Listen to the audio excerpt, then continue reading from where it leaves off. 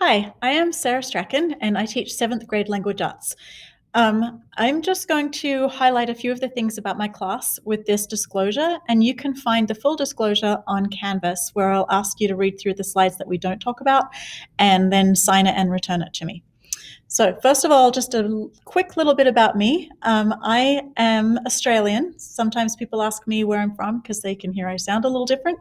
So I was actually born in England, but I grew up in Australia and I think about myself as Australian. This is my 11th year of teaching and my second year at Mountain Creek. And I love teaching at this school. And the best way to contact me is with email. And there's my email address is linked right there. And then also I have a link to my class agenda, which just has a weekly outline. And then all of the assignments and resources for my class can be found on Google Classroom, but you can link to Google Classroom through Canvas if that's an easier way for you to get there. For language arts, we will read and write every day. So that's something that you can expect to do in class. And I hope that you will develop a lifelong love of reading and also of writing, and it will help you to be successful. This year, we will be reading 2 novels in class, and then we'll do some books in verse at the end of the year. The first one that we'll do is The Honest Truth. And this is a really good book.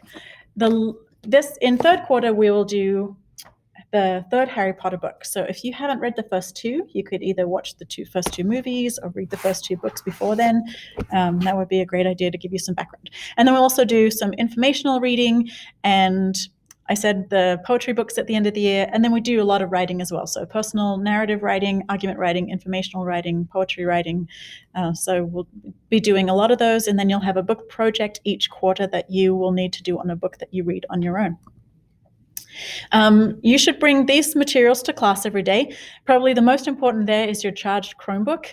And then also the earbuds can be important because if you have a video that you need to watch or listen to, you need to plug those in so you're not disturbing the rest of your class. Then pens and pencils, highlighters. The folder is just so your papers don't get crushed. And then a postal reading book. We'll start class a couple of days a week with silent reading.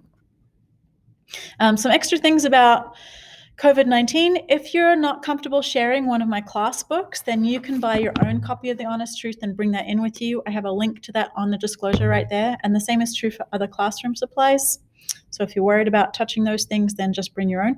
Please, if you're sick or suspect that you might have been exposed, then stay home and let's figure out how you can do your work and keep learning using Google Classroom. So you can email me for help with that. My classroom library, we'll talk more about that in class, but you can just read through those things and know that you need to be responsible for any books that you check out. Grades, I'm going to let you read through this on your own about the grading.